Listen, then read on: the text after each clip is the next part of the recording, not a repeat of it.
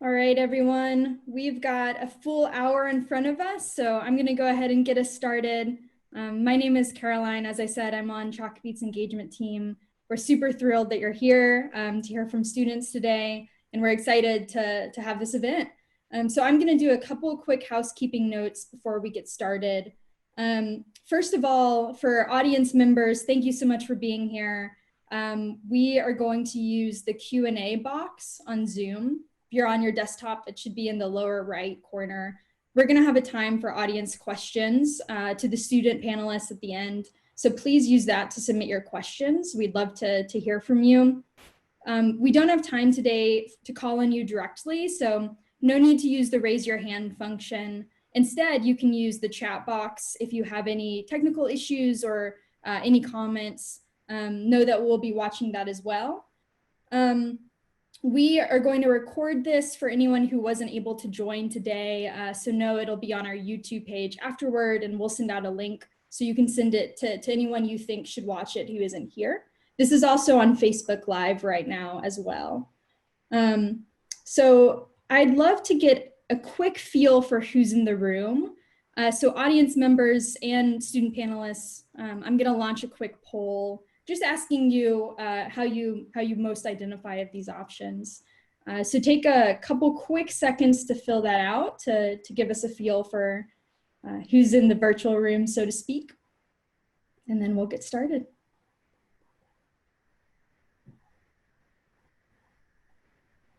Gonna wait until there's a critical mass of voters to end it. All right, gonna end it. I'm going to share the results so we can all see. So if you're on your computer again, it should pop up.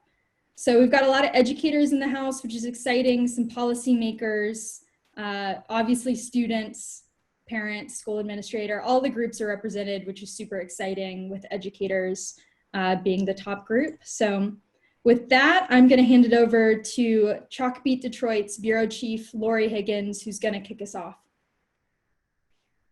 Hi, everyone. Thanks, Caroline, and thanks to all of you for joining us today. As Caroline mentioned, I'm the Bureau Chief here at Chalkbeat Detroit, and I'm a longtime educational reporter.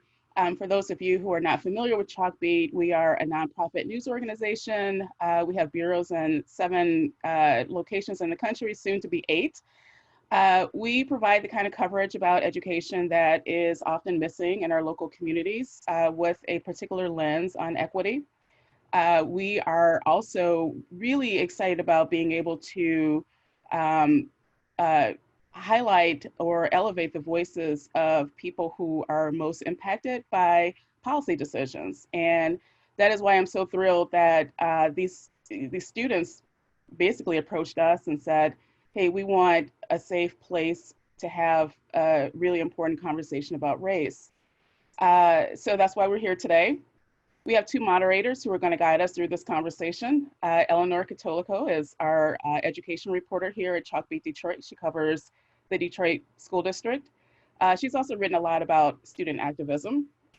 We also have Imani Harris, who was an intern with us last year. And Imani is a rising sophomore at Northwestern University, and she's studying journalism and African American studies. She is also very active in a group called 482 Forward. So I'm going to throw it over to Eleanor to get us started. Hi, everyone. I'm so happy to be here with you all. So we're going to start with a quick icebreaker style round of introductions so you can meet our student panelists. So students, quickly tell us your name, where you are in school, and one thing you hope people take away from today's conversation. Who would like to start? Makiah, how about you go? Hi, everyone. I'm super excited to be here today. My name is Makiah Shipp. I'm an incoming freshman at the University of Michigan, Ann Arbor, and I hope that the students who are here listening begin to feel more comfortable about being vocal about the experiences that they have growing up, and that they don't feel like, you know, their voices don't matter, and that they know that they can advocate for themselves and advocate for their communities going forward. Great. Thank you, Makiah. How about you, Amma? Hi, everyone. My name is Amma Russell. I'm a rising senior at the illustrious Cass Technical High School, and I hope everyone in this space today gains a sense of empowerment and understanding. I really want this space, people who are entering this space to listen, not to talk next, and for us to collectively be able to move forward in empowering the Black and Brown students. Thank you, Amma. Abimi, go ahead. Hi everyone, my name is Ademi Faluwa. I'm an incoming freshman at the University of Michigan, and I hope people can learn from this discussion about the racial injustice in America and how to get involved in it and being part of the solution. Thank you, Abimi. We also have Lamont. How about you introduce yourself? Yes, so thank you, Eleanor. My name is Lamont Satchel Jr. I'm a rising senior at Cass Technical High School. And the biggest thing that I want everyone that's listening to take fact in is unity, right? Like, how do we move forward in this movement, right? Because it's more than just marching on the streets. It's what we do behind closed doors. It's what we do sitting down with our political leaders, our elected officials, and our community leaders, and understanding and respecting the youth perspectives on things. So I think that's the biggest thing that I would want everyone here to take away from. Thank you, Lamont. And last but not least, our final student panelist is Elizabeth. Hello, everyone. My name is Elizabeth Okanal, but I go by Liz as well. I go to Cass Technical High School too.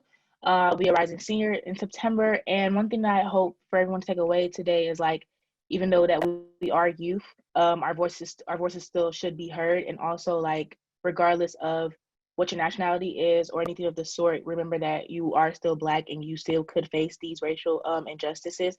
So also go about you using your voice as a teenager and a growing adult as well.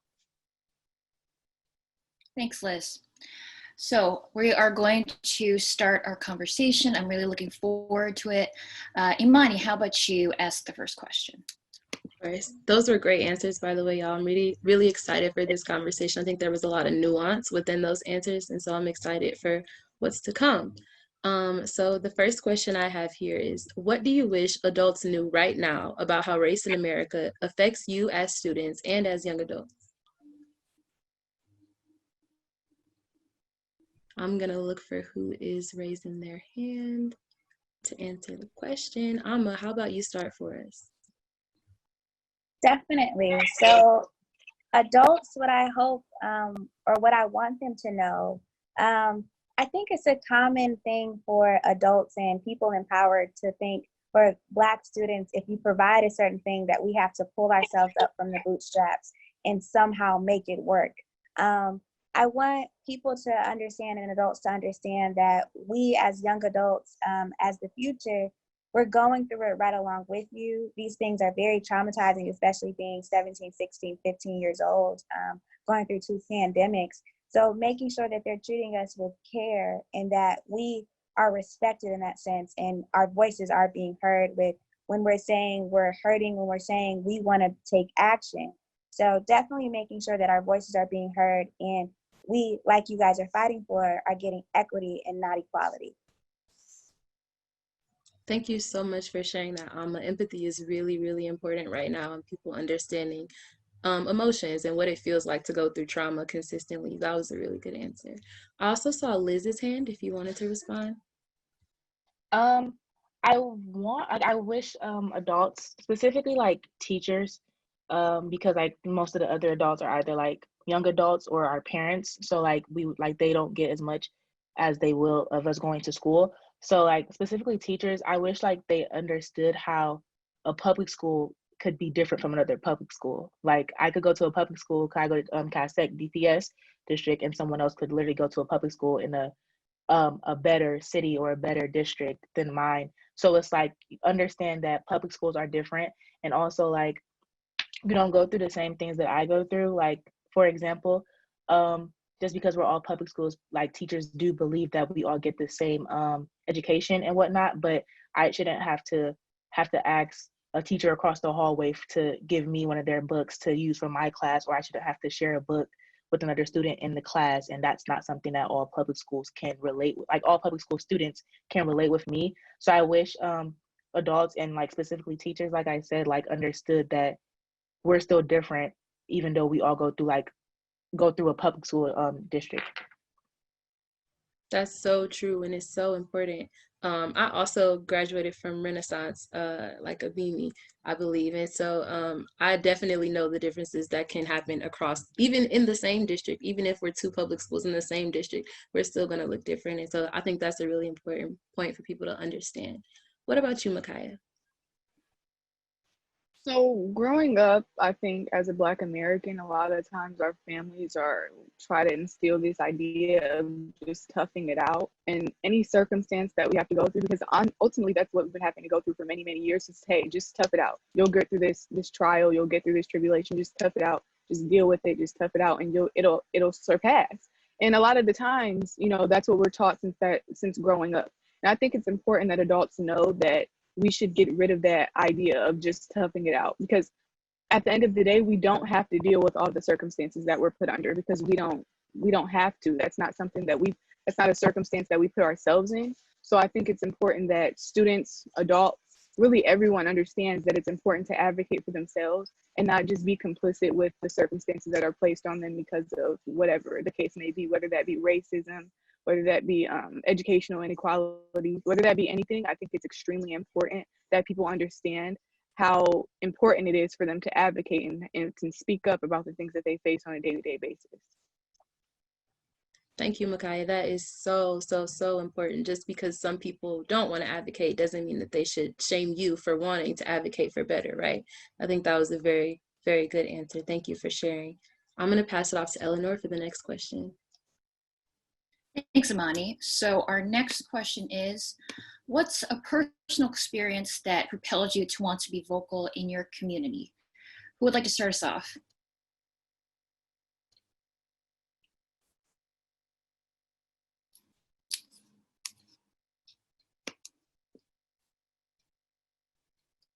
Makiah, go ahead. A personal experience kind of would be like development over time in high school. Going to a school in Detroit, I've realized and saw like firsthand experience the lack of resources that we have as students and how difficult it is to be able to rise to the top and reach the expectations that your family has of you or that you have of yourself. And so a lot of times it takes a lot of reaching out, like hardcore reaching out, to even get a smidgen of what those in the suburbs get. And so I think my experience is reaching out, and my experience is understanding what people my age and younger than me have endured in inner city Detroit has really shaped me and wanted me to advocate for them and advocate for the people who don't feel comfortable using their voice, because ultimately a lot of people are suppressed and a lot of people don't feel comfortable actually speaking up because it may put them in harm's way and it make them feel uncomfortable. And so I think my experience realizing that and seeing that among the youth in Detroit has really made me want to advocate and go out and be that voice for people. Thank you, Makiah. How about you, Lamont?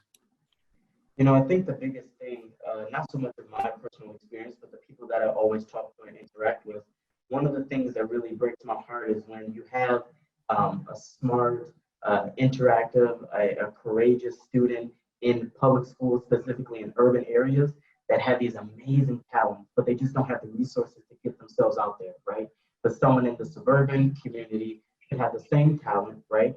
And they get all the opportunities that is at their disposal. So one of the things that really propelled me into like speaking up for the people that don't feel like they have a voice, and I say don't feel like they have a voice because everyone does have a voice. You just have to find it, and that's okay. But I think that the biggest thing is just resources and the amount of opportunities you have at your disposal.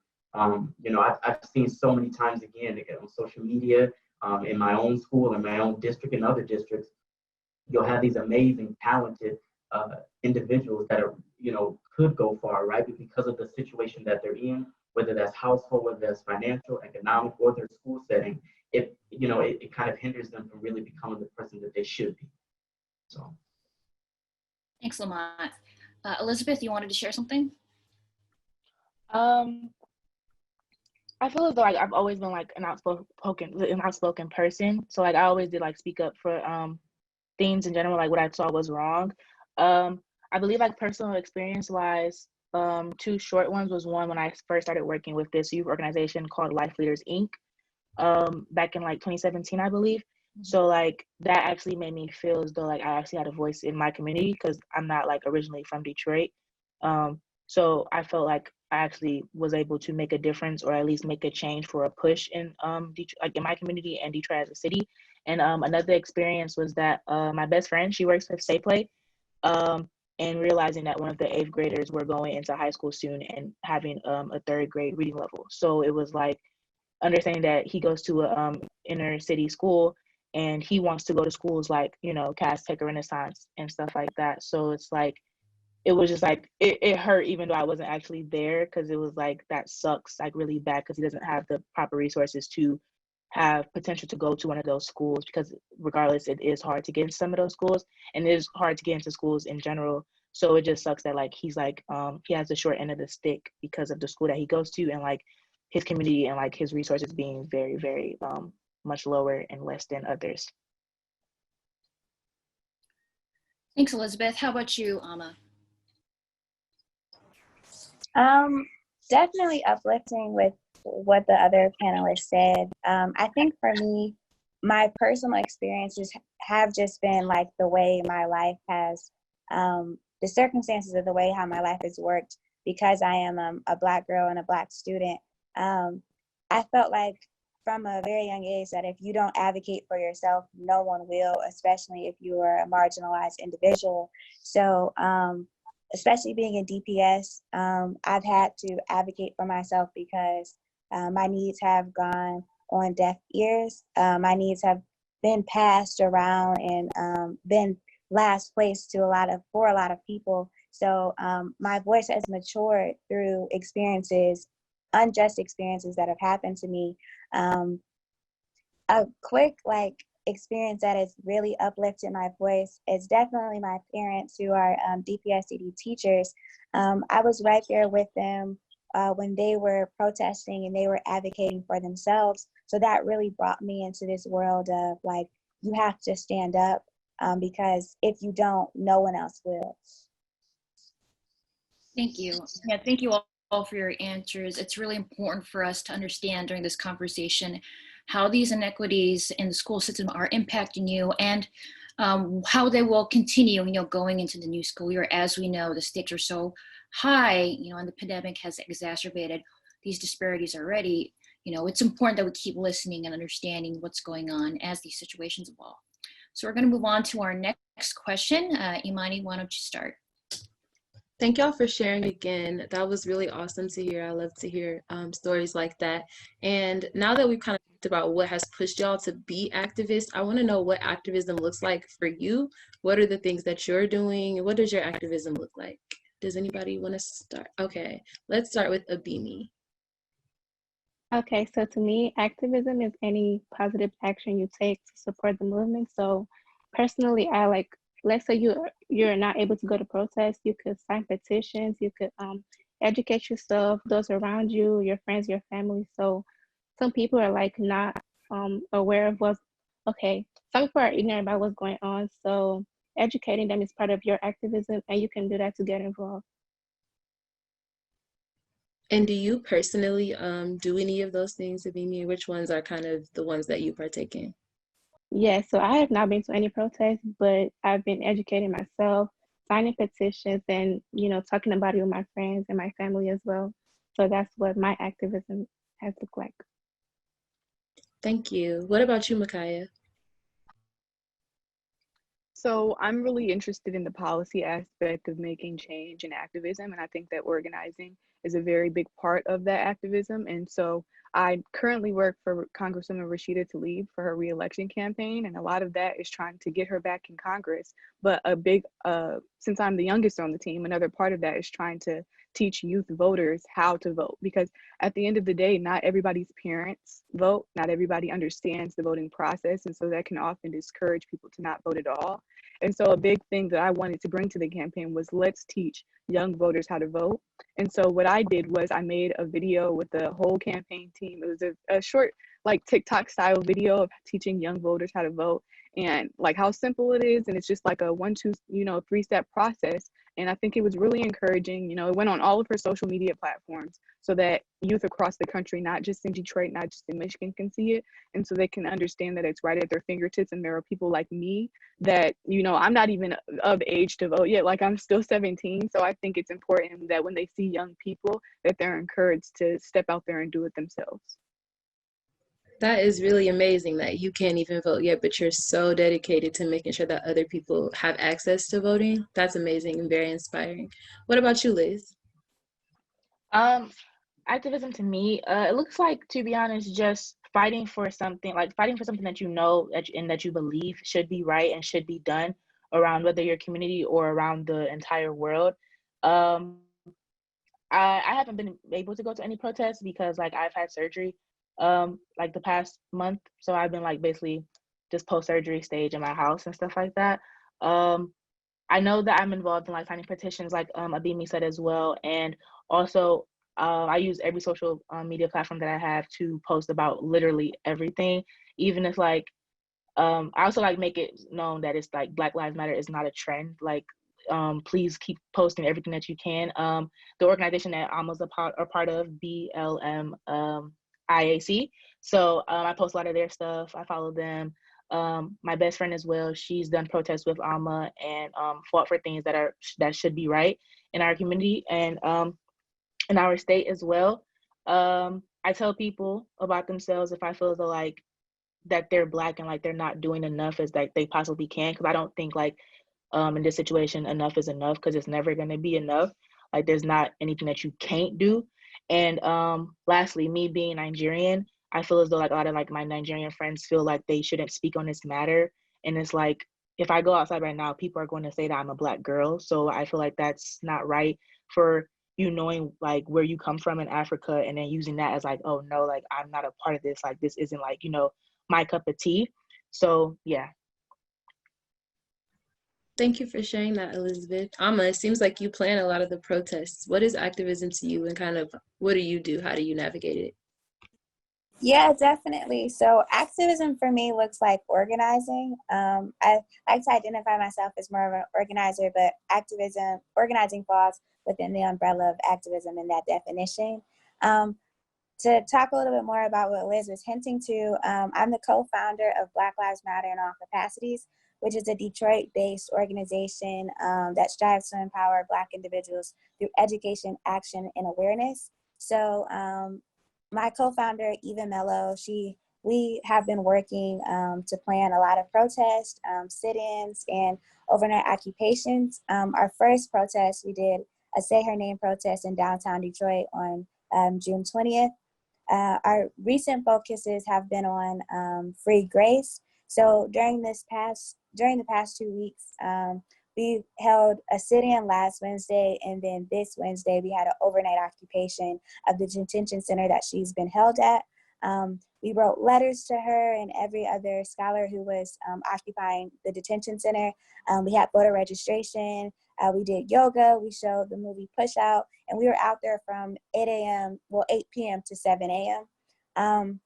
But my organizing really looks like empowering my community I strive to empower Black individuals through education. I don't believe in educating or doing that work for allies, because I think that is their responsibility as allies. But education for Black people is something that I really subscribe to, awareness of what's going on in your community and not being so taken away from, and then action with the actions that I plan, like protests and sit-ins and occupations of spaces that are definitely COVID safe. I'm also involved with voter registration, but I am 17 years old. I work with When We All Vote. I'm an ambassador fellow for my district, so DPSCD. I get newly found 18-year-olds and graduates of high school to register to vote and just make sure that the youth vote, they understand that they matter, they know how to vote and where to go to vote. We do all of those things usually online just to be COVID safe. But my organizing looks a lot of different ways. It looks in person, it looks virtually, but just making sure that I can obtain the freedom dream that I know we all hope and want to achieve. That was amazing, Alma. I hope that you're also sleeping and taking time for yourself, because that sounds like a lot, but that's awesome. And I'm sure you impact a lot of people all the time. We're going to end this question off on Lamont, if you wanted to respond to. Yeah, I love what Alma said, and I also work with When We All Vote, and there's an amazing organization that Alma told me about, which is 18-year-olds that are eligible to vote, to understand the voting process, how to go about it, and the right, what they can do in their community to make sure it happens. But what I wanted to talk about was, a lot of us often associate activism with physical representation. So being in the streets, holding up the signs, chanting. And while that is extremely important and essential to the movement, I think what we also have to focus on is education, self-reflection, and then educating others. One of the things that I've been doing, and I've attended a few protests myself, but one of the things that I've been doing is educating myself, right? If I'm going to be in a position to lead other people and inspire other people, more than lead, but just inspire, then I want to make sure that I know what I'm talking about and that I know my history, my true history. One of the things that a lot of people say is, I don't feel like I'm being useful if I'm not out in the streets, right? And Alma made a good point about, how can our counterparts that are not Black and not brown often contribute to the movement. The thing is education, self-reflection, right? I've had to do that. I've asked myself, do I perpetuate some of the stereotypes in my society, or in my community, right? Or do I have friends or have colleagues or have teachers and other people in my life, parents, it doesn't matter who it is, are they perpetuating some of the stereotypes and believing in them, right? And then I think we have to go back and say, okay, so how can we get rid of that? Because everything, it all boils down to whether it's the police brutality, whether it's just racial injustice in America, everything, it all comes down to mindset, right? So when we do change that mindset, that's when the marches on the streets can actually take hold and be extremely important, right? It's not just about marching in the street. It's not just about, chanting. It's also about, we need to hold our political leaders accountable, our elected officials accountable, ourselves accountable, our district administrators accountable, everyone that has a say so, everyone that has a position to make change needs to make the right change. That was a really good point, Lamont. And it made me think about how a lot of times this question goes back to like Du Bois and Booker T. Washington or Martin Luther King and everyone. And so people think like there has to be a this or that, and that there's this type of binary. And I think that y'all have very well represented that activism can look a different way for every single person on this planet, but it's about what you're comfortable doing and the people that you want to serve. So thank y'all for sharing. And I'm going to pass it off to Eleanor. Yeah, and quickly, I'm just really impressed about how thoughtful, intentional everybody is with their work and the innovations, using technology, social media to help connect with new people, to help understand this movement. So we're going to transition a little bit and talk about curriculum. So what is one moment of Black history you didn't learn about in school that you feel strongly should be taught in school now? Who would like to start? Lamont, go ahead. I think one of the things that we have to understand is, a lot of the reason we have the mindset today is because of our curriculum, right? It's because of what we're taught. And it goes back to self-reflection. It goes back to, okay, so in the history books, and I made this point the other day, is that, the only prominent figures that we learn about is Martin Luther King and Rosa Parks. And that's really it. It kind of stops there, right? We kind of forget the whole other side of Black history that wasn't so harsh, right? That we had businesses, we had Black dollars, we had Black wealth, right? And even though it was destroyed, it helps to understand where you come from to know how you move forward, right? And so I think that when we look at the past, it shouldn't always be, oh, you did this to us, and oh my God, you're horrible and you're a monster. It should be, what can we learn from the last time? What access and resources do we have today that they didn't have back then that we can use to our advantage to keep Black wealth, to keep Black prosperity, right? And I think another thing that we have to focus on is education plays a big part in how we contribute to uneducating those stereotypes, right?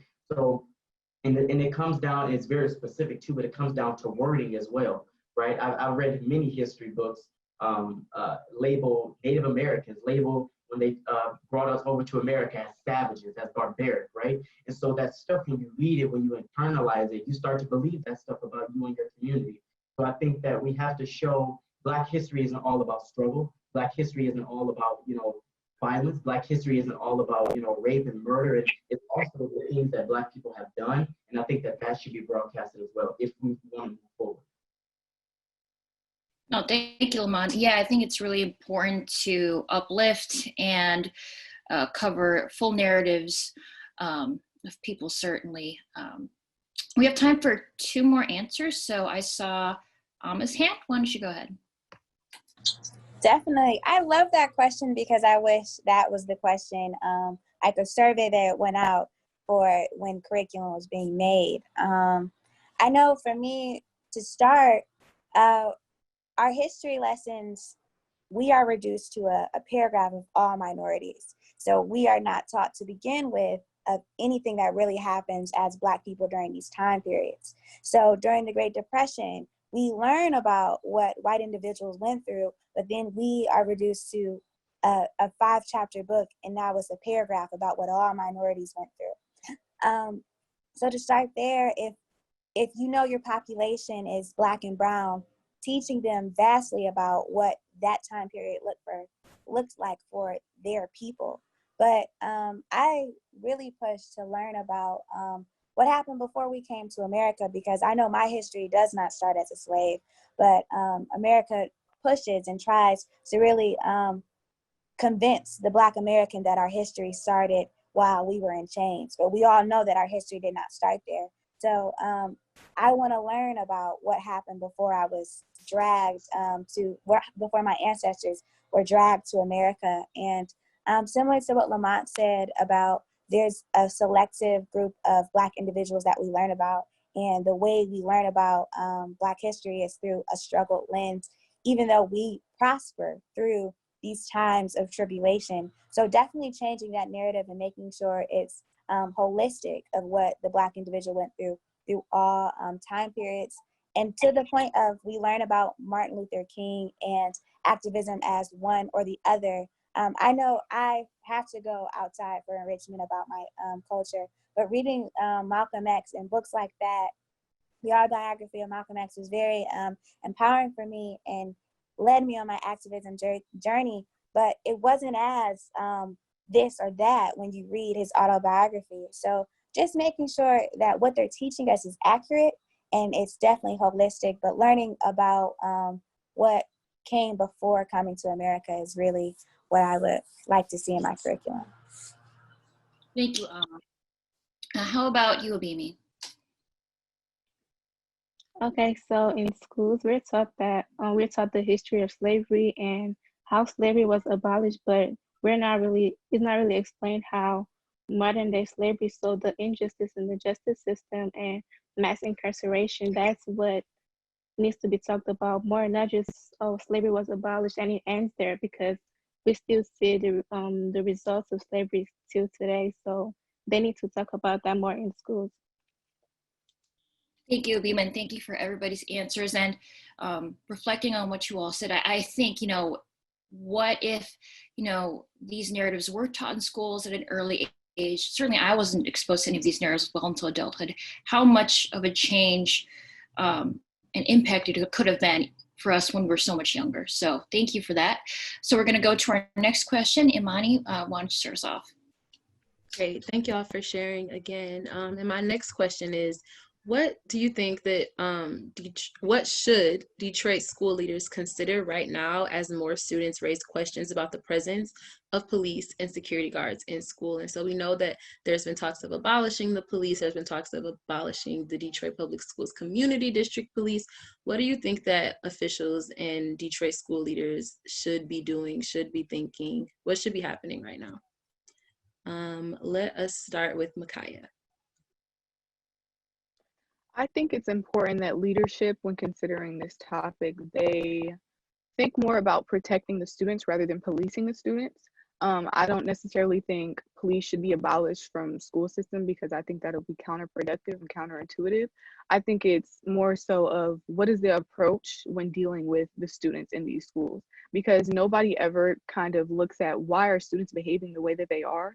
And maybe if we had programs and resources for these students to be able to show why they are experiencing or why they are dealing with certain things in a certain way, then we wouldn't even have certain situations in place that would cause people to feel like they needed police in our school systems. So I feel like it's important that we realize the approach is what's most important. We need to not go around our schools, our school hallways with police officers with guns on their holsters and thinking, oh, what child am I going to attack today? What child am I going to harass today? It should be more about who's going to, we shouldn't have nobody coming in this school to harm these kids. Why is that never the approach? You know, I think the whole mindset should be changed and that people should think more about protecting the student body.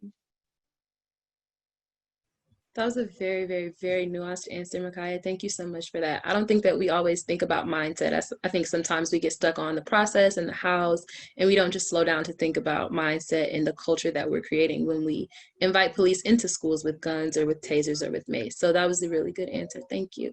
Let us go to Lamont next. And I said this before, I think the biggest, and I'm glad that you brought up mindset because that's so important when we talk about this topic. And we've been hearing it all, right? Abolish the police, and specifically in schools, and specifically in DPSCD, that was a concern. I think that we have to get to a point where we ask, and if we remove the police, what are we changing? We're only taking them out the environment. They'll go find jobs elsewhere, whether it's in the public servant space of becoming a police officer, or it's in the private industry. But either way, they're still going to exercise those exact same things that they believe, right? So it's not take them out. Now, do I agree that the amount should be changed? Yes. Do I agree that the stuff that they hold, the militarization of them should be changed? Yes.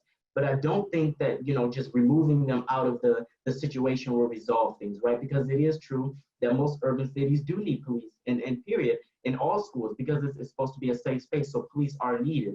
But it's about what is that police mindset, right? So when you hire them, right? When you tell them or you assign them to a school, what are you telling them, right? What are you showing them, right? So I think that a lot of these individuals, a lot of these police officers, they come in thinking, okay, this is this type of school and this type of environment, and this is how they need to be treated. Rather than, before I pin this guy to the ground for fighting, let me pull him to the side and ask, why are you fighting, right? Why do you have a dispute with this other kid, right? What's going on at home? Start adding those conversations into the mix instead of being so, you know, able to just react, right? Pin them to the ground or suspend them or, you know, punish them, right? So I think that we have to talk about mindset, and we have to talk about, I think that a lot of the money that goes towards the equipment and the cameras and the metal detectors should be rerouted to training, right? That's the most important thing. How am I going to train this officer in certain situations that don't need to be pinned to the ground, that don't need physical contact, but just need someone to talk to, right? And then what we see is, and this is the narrative that, you know, really disgusts me, especially with mainstream media, you know, it's this whole thing of, you know, what's going on at home, or what's going on with the black kid, the black guy, the black girl, what's making him or her do these things?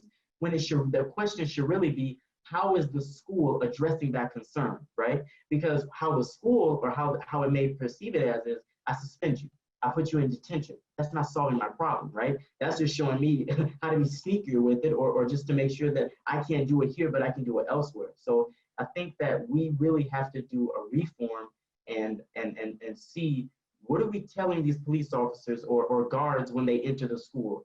How are we training them, right? Because the thing and the harsh reality that we have to understand is, people treat us how they see us. If they treat us like animals, that's how they think we are. And it's a harsh and it's a disgusting reality, but it's true, right?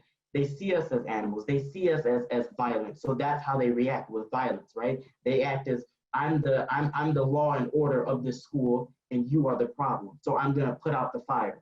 And that's the approach that a lot of these officers have been taking, and that's why it really is counterproductive.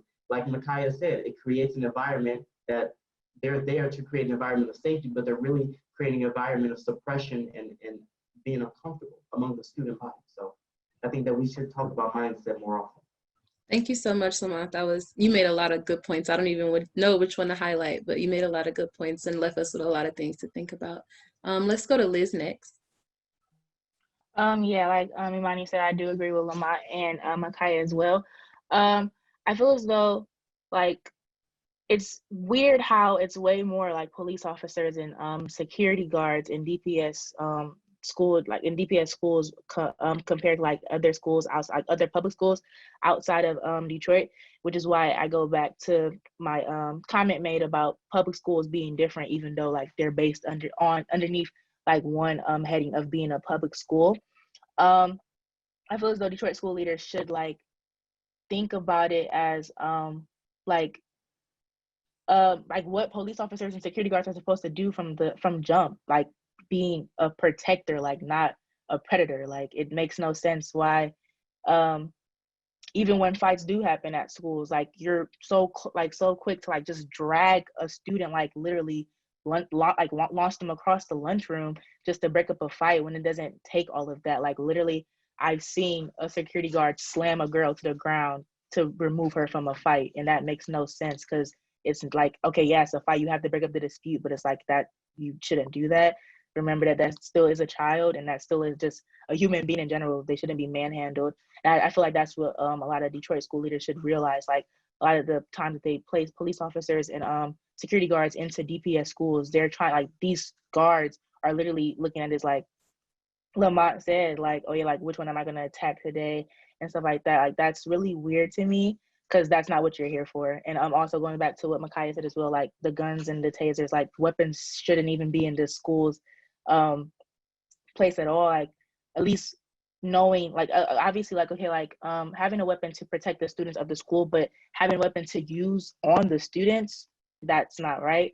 So I feel like Detroit school leaders should like reevaluate their whole purpose of having police officers and security guards in DPS schools and just public schools in general as well. Elizabeth, I think you make a really good point there that just jumped out at me, but who are the weapons for, right? Are they for using against the students? Are they for using against people to protect the students? I think you posed a really interesting question right there, and it just kind of knocked me in my face, so I wanted to say it out loud. Amma, I think we're gonna end with you unless Abimi has some thoughts. So let's start with Amma and then see if Abimi wants to speak after.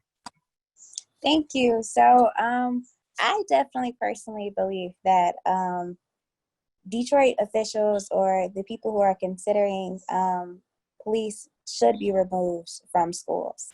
I truly believe that police should be removed from schools, and public officials and people who are in the forefront who can make these decisions should be on the side of demanding that police are removed from DPS schools, because we have to consider a lot of things.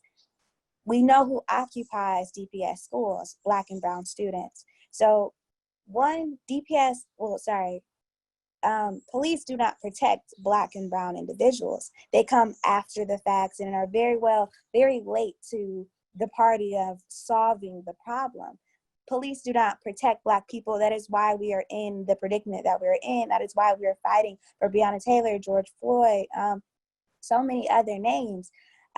Police, they don't protect us. So when we're saying that police should be removed from schools, with the mindset of saying police should be in our schools, you are automatically prompting that our children need some type of they need some type of reinforcement, that they need to be governed in a way of imprisonment.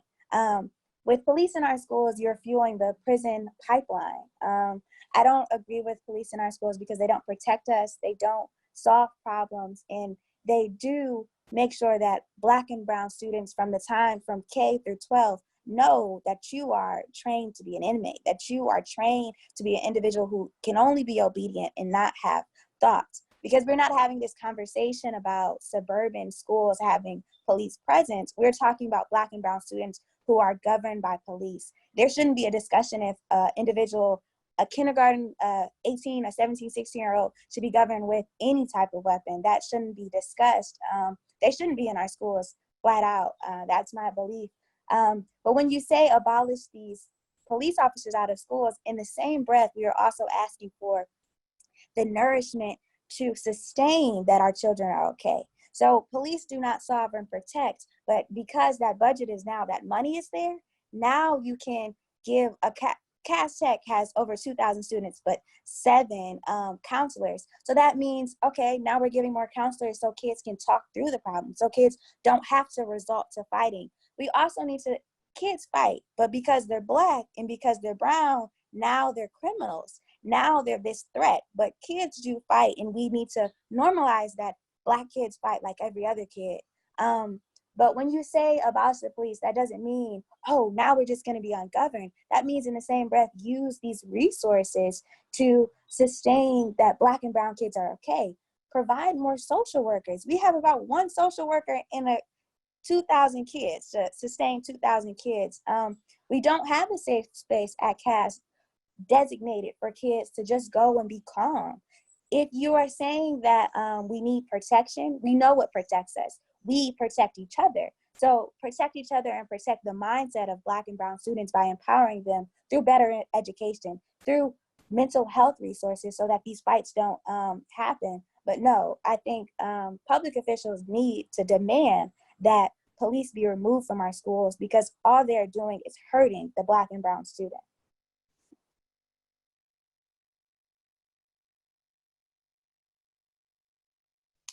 Thank you so much for that, Amma. I was taking it all in. I was listening. I was thinking. That was awesome. Very, very, very short, good way to present kind of a different view than we've been getting, but still a very, very, very important one. And I think you did a good job with that.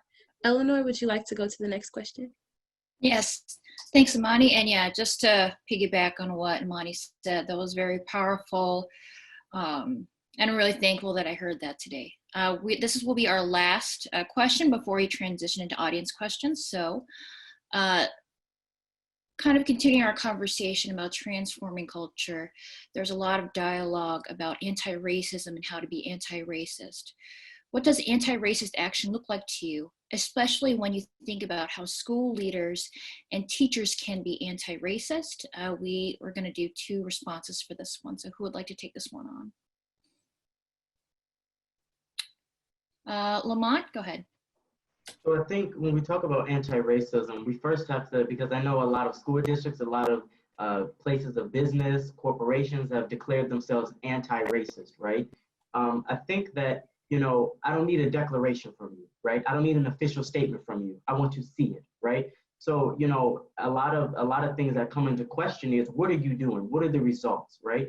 And so I think that what it looks like is diversified leadership, specifically Black women, but Black individuals in positions of power and leadership, right?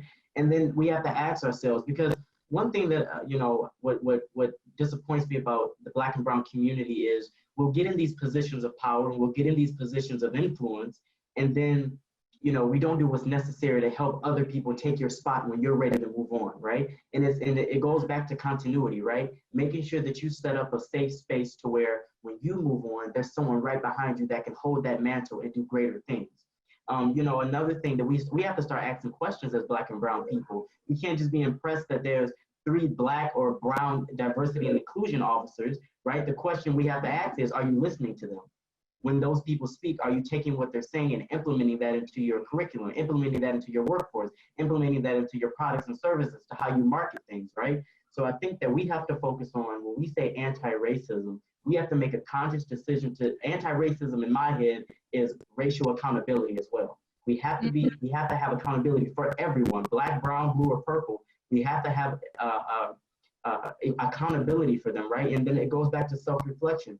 When someone, for example, when an organization declares themselves anti-racist, then as a Black man, as a Black individual, I expect the CEO, his or her staff, every worker, from the janitor to the you know, the CMO, all those people, all those individuals need to do self-reflection and see, okay, have I perpetuated stereotypes? Have I treated Black and brown workers or just individuals differently from how I treat my white counterparts? And how can I change that, right? So as an organization, don't get caught up on when people say I'm an anti-racist organization, because you need to look into who runs that organization, the leadership in that organization, the workforce's opinions and comments in that organization, and see, are they really saying that they're anti-racist and having trainings and teaching their employees that? Or are they saying they're an anti-racist organization to keep their revenue flowing, to keep their workforce strong, to keep their public appearance strong? That's what we have to be at. That's what the questions that we have to ask. So we can't be so quick to be impressed by these school districts, these elected leaders, these private corporations and businesses saying, oh, they stand in solidarity. Solidarity means that you do an internal and external review of what you've been doing for however long, right? And so we have to see, okay, you claim that you're anti-racist. That doesn't mean I need a $20 million to the NAACP. That doesn't mean I need money or throw money at businesses or organizations. What that means is, as you, as an entity, what are you doing to change that mindset to where when I'm an adult and when I go into the workforce or our kids go into the workforce, they have a different experience? That's the question that we have to have. Thank you for that, Lamont. That was a really nuanced and thoughtful answer. And I really hope that people on this call really reflect on what he just said. Makiah, I would love to hear what you have to say on this. Yeah, so I think it's really important, like Lamont was saying, that we kind of pay attention to accountability. And I think it's important that non-minorities put their pride aside, to keep it short and sweet. I think they should put their pride aside and prioritize listening, because at the end of the day, even if you feel like you're anti-racist, microaggressions still exist and implicit bias still exists. So even though you feel like you're doing everything that you can say something like, oh, like, I like your new hair today. Oh, you change it up all the time. That's a microaggression to me, because why are you acknowledging my hair and nobody else's hair, Or why do you want to touch my hair and nobody else's hair? So I think it's important that when somebody tells you, hey, that makes me feel uncomfortable, can you not say that? Can you not do things like that? Listen. Don't feel like just because, I've done everything that I can to make sure that I'm not racist. I've done everything that I can, like I have a Black cousin, I have a Black friend. I think it's important that people listen and don't necessarily just sit there and are like, I can't be racist because I'm surrounded by Black people or I'm surrounded by minorities. I think you should listen, open your ears, and when people tell you, hey, I'm uncomfortable by what you just said, or hey, can you do this? I feel like this will support my community better. Then your ears are open and we can be more comfortable expressing to you how we feel about things. Because Alma mentioned earlier, it's not our responsibility to have to educate you about things that we experienced. It's just not our responsibility. We shouldn't have to be burdened by that. You should take accountability and be able to do that research and that educating by yourself. So I think it's important that people just listen and really just understand where we're coming from. Thank you, Makiah. So we're going to keep the conversation going with some audience questions. Let's see here. I can mine first, Eleanor, if you're Oh, thank you. I appreciate that. No problem. Thank you. So mine is from, I might pronounce this wrong, but Hemant. And it says, this is for the students, obviously. What do you say to white teachers who want to be allies, but are extremely nervous and self-conscious about holding space in their classrooms to hear your voices and experiences with race and racism? What advice do you have for these teachers about how to make the classroom more empowering or an empowering and equitable space?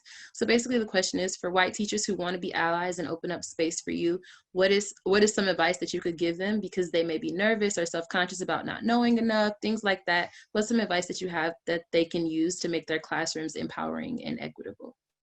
And we can start with Makiah, or sorry, Lamont. Makiah just went. Yeah, it's fine. I love that question, and thank you to whoever asked that question. I think so. You asked about how can white teachers basically be a part of the solution, right, and not the problem. I think the biggest thing is creating an environment in your classroom to where any student, Black, brown, purple, blue, is able to express how they feel, right? So I think that it first comes down to self-reflection. How have you created an environment for your kids, or have you tried to and it has failed? You have to look at that, okay, and say, what are the things that I need to change? The biggest things with my white teachers is authenticity. Just because you're a white teacher, right, and you say I'm with you, that doesn't mean I trust you. Understand that. Just because as a white teacher, male or female, because you say I'm with you, I understand you, that doesn't mean I trust you, right? Everyone has to build a certain level of trust, and we have to, move past just words. We have to see action. So my thing is, when white teachers say, I want to be a part of the solution, that means in every essence of your life, from educating your kids, to educating your spouse, to educating your students, to understanding and how you educate your students, right? And the people that are around you, and how you educate your other teachers and other colleagues, right?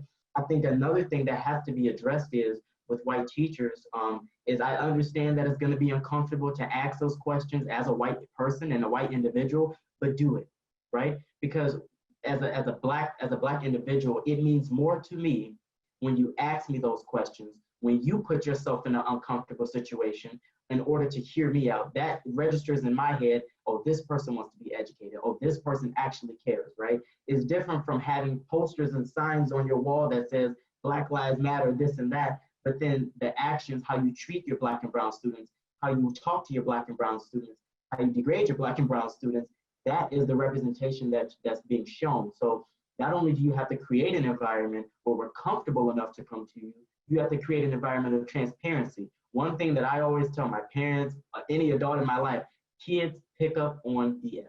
And we do, right? We know when people are being authentic, and we know when people are just trying to have this little political show of, I'm this amazing and giving teacher and I hear all my students, right?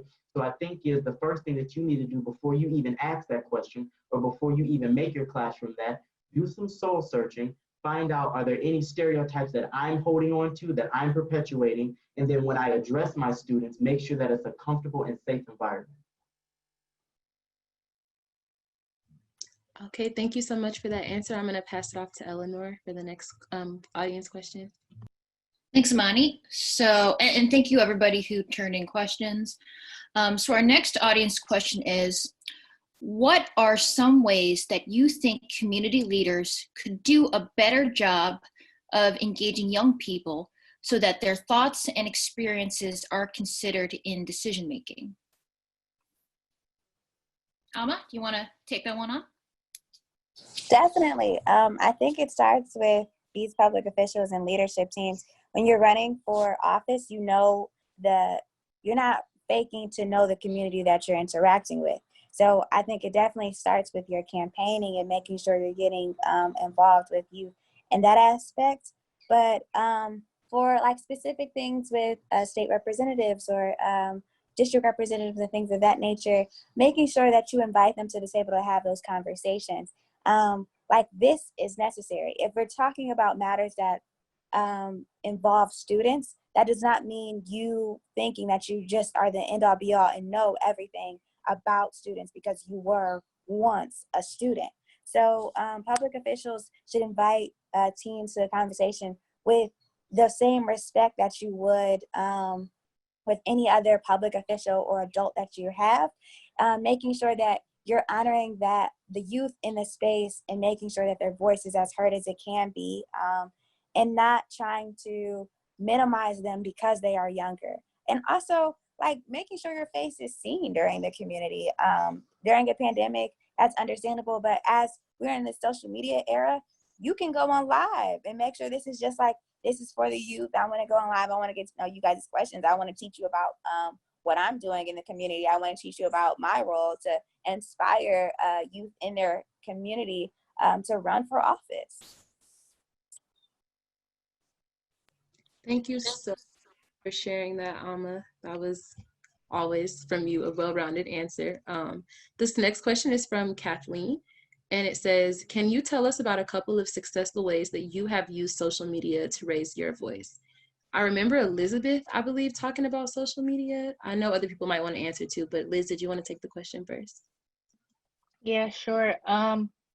Well, like I've always people, anyone who knows me like personally, like everyone knows, like I like to read a lot. My dad told me when I was young, like reading is very fundamental. So I just like always picked up on reading things and like informing myself and basically just keeping up with current news. So like on social media, I use like everything, to be honest. Like mostly on Instagram, I use stories, like, you know, the 24-hour stories. I add things to my stories. I make my own comments about things. Like on my Snapchat, I know it's like way better to have a conversation with people. So like they slide up like directly to talk about certain things. Cause I remember one time,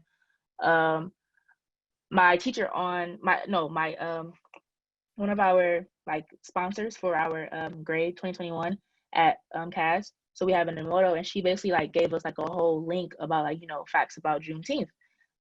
This was my first year celebrating it. Like I knew about it in the past, but I necessarily didn't like know as much as I should have. So like this year she gave us like a whole link, and like I read everything and like the actual true facts and everything. So I posted like every single screenshot on my Snapchat story, and it was like probably like I think like 10 plus or like at least 10 screenshots. So it was one point like this one dude, he slid up and said, oh, so like you believe that you're woke and stuff like that. I'm like, you can take it as that or any other way. Mind you, he's Black as well. So I was like, I mean, I'm not saying that, but I would like people to know the same information that I know. I believe like what the other panelists were saying about us not having we shouldn't have to educate people, and we shouldn't have to educate people because like that's not our job, like that's not our duty as Black people, and us being a minority, like, oh, because you don't know about my struggles, let me tell you about them. No, learn for yourself, because that'll be better knowing your information and like knowing what you know about things. But yeah, like I feel as though on social media, whether you tap through it or not, I think like posting a lot of stuff on social media, like at one point, at one point, people are gonna see it. So it's like even if you get like one person to see it, it doesn't really matter. Like no matter how many people like viewed your story but actually didn't take in what you posted, you still touched one person. So like that goes back to us like showing activism. Even though I haven't been to any protests, I still post everything that I possibly can on any social media platform, and I also talk about things with people on the phone, have deep conversations and discussions as well. So like, don't think that people aren't seeing what you post. Continue to post any information that you feel as though it's necessary to get out to people your age, people younger than you, and also people older than you. So yeah. Thank you so much for sharing that, Liz. Makiah, I know you might have to go soon. Did you want to answer this question real quick before you do? Yes. So I was going to say, social media, I feel like, is one of the most powerful things that we can leverage to be able to get our voices out at the moment. I use my social media every single time that I join a panel or every single time that I have an interview with somebody about racial injustices and biases against Black women or just Black youth in general. And so I post that every single time, and every single time I get new people that slide up and are like, I'm going to join, I'm going to watch, I'm going to read this for you. This was amazing. You're so powerful.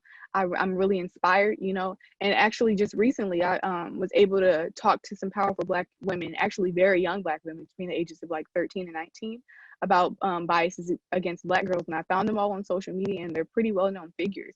And so that influenced Sean Robinson, she's a journalist, to do a documentary with us about biases against Black girls. And so, all of her people that she knows, she's pretty well known. So everybody that she knows is going to be tuning in to watch it. And it's just, I think it's really powerful for people who don't necessarily get to see that conversation all the time. Social media provides them that platform to be able to see it and be able to understand things that they didn't really have exposure to begin with. And I think social media is just very powerful, and I hope that everybody continues to use it and continues to show their voice on it, no matter how many followers they had, like Liz was saying. I think it's really important that they just use whatever they can to be able to get their voice out. And yes, I have to leave, but thank you so much for this conversation. I'm really glad to be here, and I hope that you guys really took some things from this. And so that's going to be my cue. Thank you, everybody. Thank you so much, Makiah. Have a great rest of your day. Thank you for leaving us with so many things to think about. I'm going to hand it to Eleanor. Yes, thank you, Makiah, for joining us and for all of the really powerful insights you shared. We are going to wrap up our program. We have one final question for all of you. So for the people on this call who work with students directly, what's one piece of advice or one suggestion you'd give them on how to best support students this fall, both in the context of this conversation on race, as well as in the context of the pandemic? Who would like to share?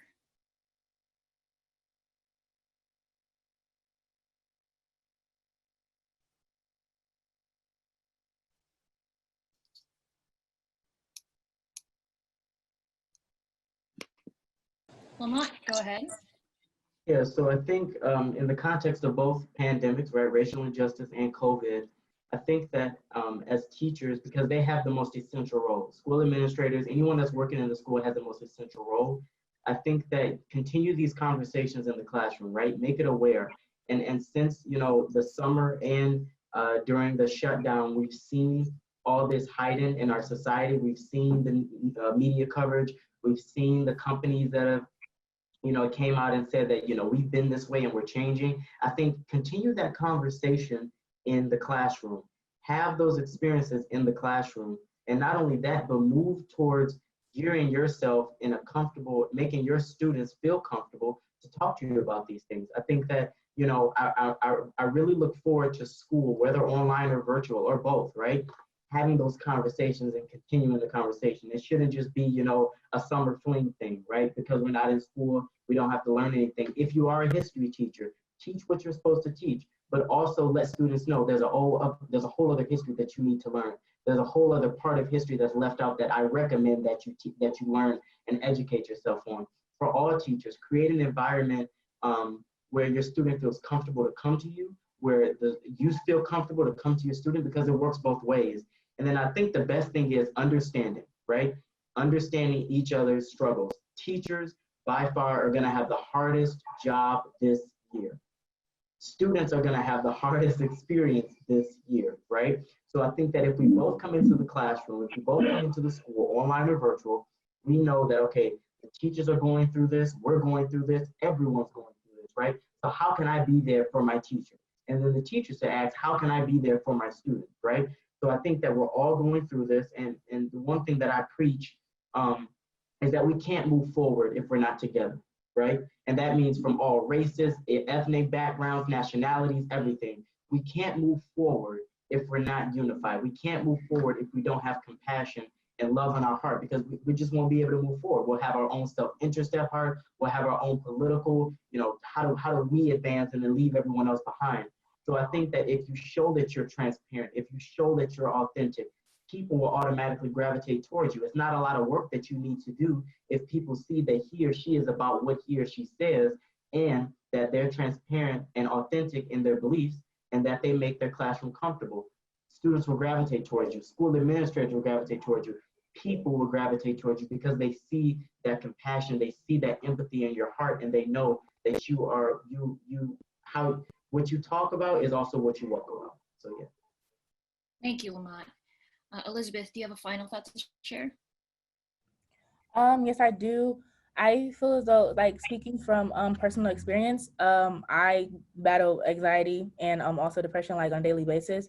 So I feel like the most that teachers, or just, like, you know, adults that work with students in general could really use as advice, just check up on your students. Like, I know during the short time that we had online school for the rest of this school year, from April to June, I didn't even get like any check-ins and stuff like that from majority of my teachers. I think I only had to go to one class. It was only like one class that was mandatory for me to go to Monday through Friday, and every other teacher, like, there was like, you know, no email or like, you know, Edmodo posts, Google Classroom posts. There was nothing really there to like check up on the students, like, you know, well-being and mental health as well.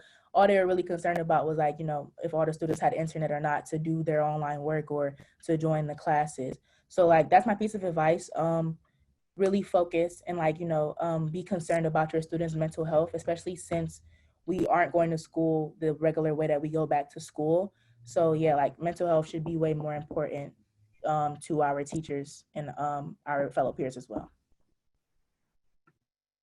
Thank you, Elizabeth. So that wraps up our conversation today. I am really thankful and blown away by all of your powerful insights, all of your powerful advice for not just the people on the call, but for also our bureau. And as journalists, we want to continue to tell the stories of youth here in schools, and we want to tell them equitably, and we can't do that without you. We don't want to tell the story about you, we want to tell the story with you. So thank you so much. So I'm going to pass it back to Caroline to wrap it up. I just want to say a huge thanks to our panelists. Students, why don't you take a moment to kind of scroll through the chat while I'm wrapping this up, because there are some really kind things in there that hopefully will make you feel good about your time on this panel, but more importantly, your voice and your role as leaders in your community. I want to say that there was so much we didn't get to in our hour together, and I can feel that just in the amazing questions that were asked and the amazing comments in the chat. So know that this is just the start of a much bigger conversation at Chalkbeat Detroit and Chalkbeat more generally. I don't know if you can tell, but these students are unbelievably engaged, unbelievably thoughtful. And we'd love, as journalists, to stick with them and keep telling their stories. But more importantly, these students are going to keep speaking and they're going to keep leading. And as journalists, we have a role in documenting that, but also we have a role in facilitating conversations like this, where students are truly the experts on their experience. So I want to say a lot of you had specific questions for the students, or were asking really good pieces of advice from the students. I want to say that we're going to share an email with you all after this event that'll include a couple of things from us, like how to access this recording, also some journalism that we've produced that we think would be helpful following this conversation.